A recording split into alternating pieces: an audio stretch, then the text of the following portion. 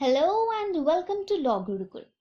In the series of tort law, today we will study the principle of res ipsa loquitur. It is a principle in tort of negligence. In this video, we will study its meaning, essentials and important case laws. So let's start. Res ipsa loquitur ये एक Latin term है which means the thing speaks for itself.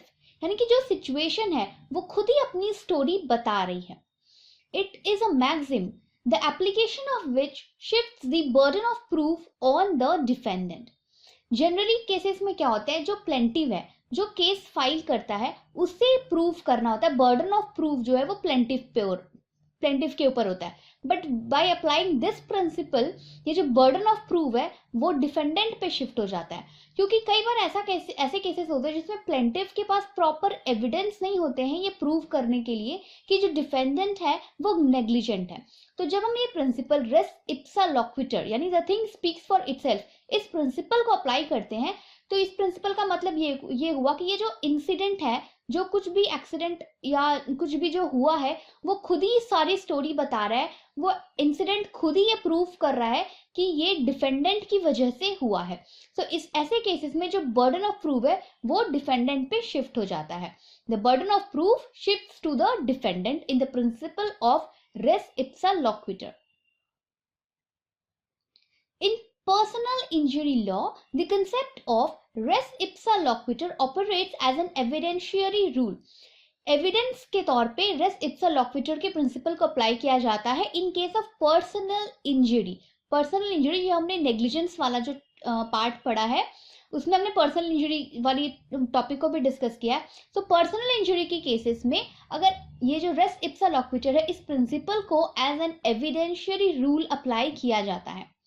It allows plaintiffs to establish a rebutable presumption of negligence on the part of the defendant through the use of circumstantial evidences.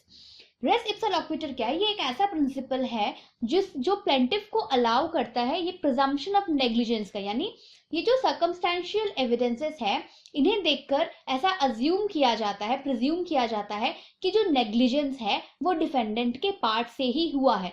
So burden of proof of defendant पे आ जाता है कि वो proof दे कि उसके negligence की वजह से वो इंसिडेंट जो है, वो जो एक्सीडेंट है वो नहीं हुआ है.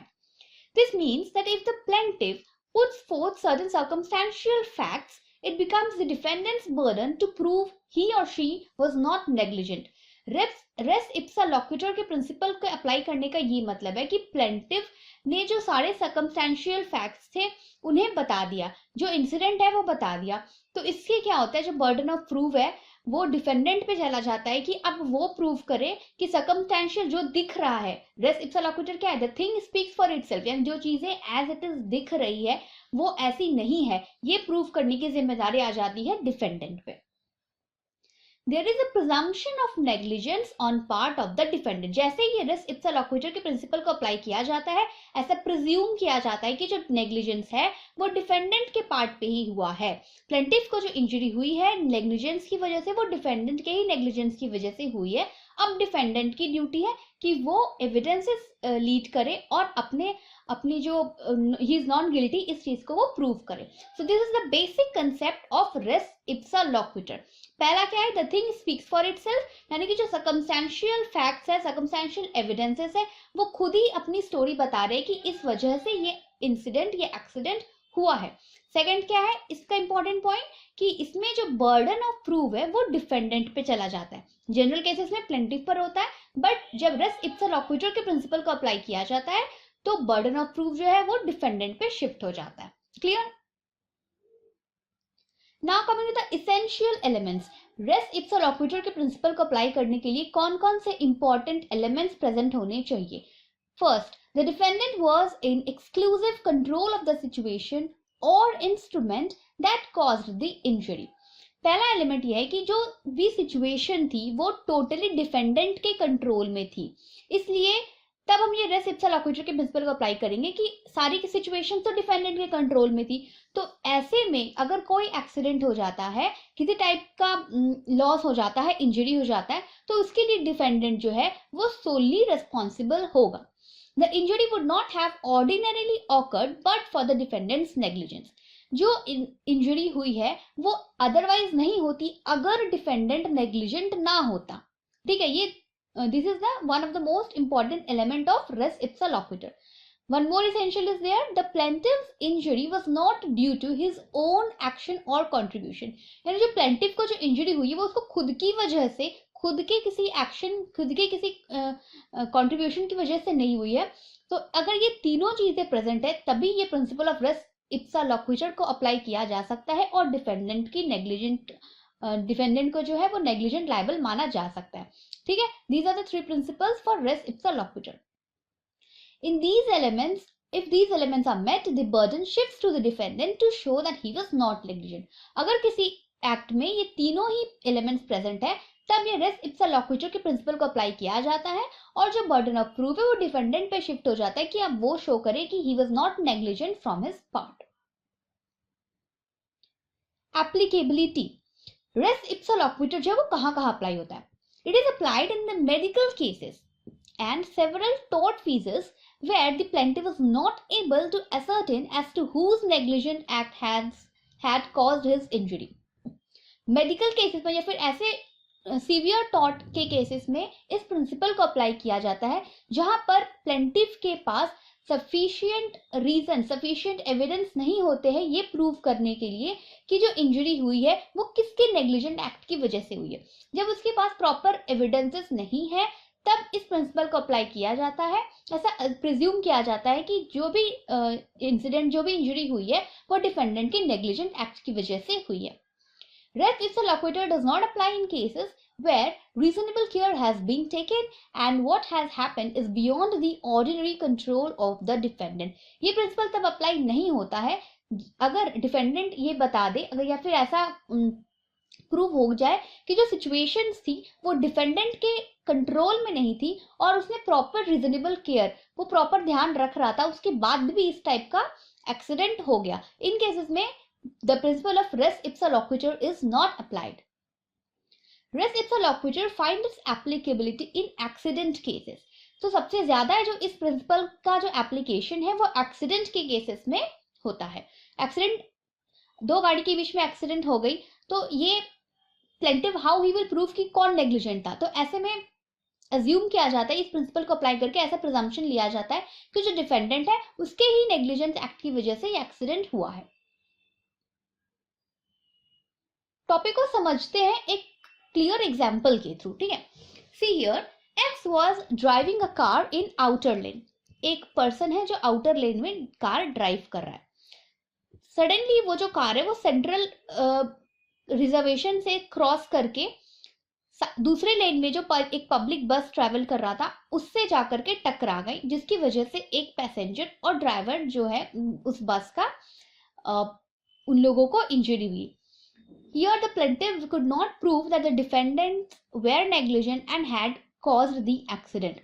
अब इस केस में प्लेंटिव जो है वो ये प्रूफ नहीं कर सका कि जो एक्सीडेंट है वो डिफेंडेंट के नेग्लिजेंस की वजह से हुई है, क्योंकि ये एक्सीडेंट होने के बाद कैसे पता चलेगा कि कौन किसकी लाइन क्रॉस किया.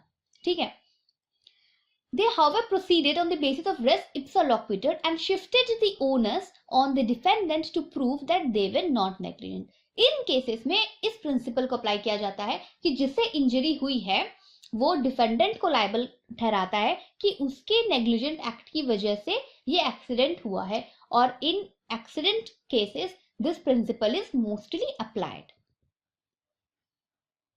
Coming to the case laws, A.S. Mittal and others versus State of UP and others. The defendants has organized an eye camp. Defendants ने एक आई कैंप ऑर्गेनाइज किया जिसमें वो आंखों का ऑपरेशन कर रहा था. उस कैंप में, उस कैंप के बाद बहुत सारे लोगों का जो आई साइट था वो खराब हो गया, और जितने भी लोगों ने वहां से मेडिकल ट्रीटमेंट ली थी उनमें most of the person has lost their eye sight. यहाँ पे the principle of res ipsa loquitur was applied, कि ऐसा प्रिज्यूम किया गया कि अगर ऑपरेशन के टाइम पर डिफेंडेंट नेग्लिजेंट नहीं होते, आई के ऑपरेशन के टाइम पे, तो ऑपरेशन के बाद जो इतने लोगों की आंखें खराब हुई वो नहीं होती. So in this case res ipsa loquitur this principle was applied और उन्हें कंपेंसेशन मिल गया था. Next case is Walsh versus Horst and company limited. एक हाईवे का रिकंस्ट्रक्शन का काम चल रहा था, जिसमें उस हाईवे से जस्ट एडजॉइनिंग कोई एक बड़ा वॉल था जिसे तोड़ना था. इस प्रोसेस में एक ब्रिक जो रोड साइड में जो पैसेंजर्स जा रहे थे उनके सर, पेडेस्ट्रियन के सर पे लग गया और he got injured. In this case इसमें भी रेस इप्सा लॉक्विटर के प्रिंसिपल को अप्लाई करके ये क्लियर कर दिया गया कि पेडेस्ट्रियन तो ठीक से ही जा रहा था, बट डिफेंडेंट के जो उस वॉल पे काम कर रहे थे उनके नेग्लिजेंट एक्ट की वजह से वो ब्रिक जो है वो पेडेस्ट्रियन के सर पे लगी. लेकिन यहाँ पे थोड़ा सा ट्विस्ट आ गया. यहाँ पे डिफेंडेंट ने ये प्रूव किया कि हमारे तरफ से कोई भी नेग्लिजेंट एक्ट नहीं था.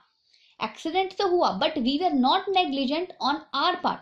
हमने अपने साइड से सारे रीजनेबल केयर जो है वो किए थे और ये जो सिचुएशन था ये हमारे कंट्रोल के बाहर था. सी इसेंशियल एलिमेंट्स हमने पढ़ा था ना कि जो एक्सीडेंट हुआ है उसमें क्या है कि सारा कंट्रोल जो है वो डिफेंडेंट के पास होना चाहिए, ठीक है. बट यहाँ पे डिफेंडेंट ये प्रूव कर रहा है कि जो ब्रिक गिरा है ये हमारे ऑर्डिनरी कंट्रोल के बाहर था और हमने सारे रीजनेबल केयर जो है वो अडॉप्ट किए थे.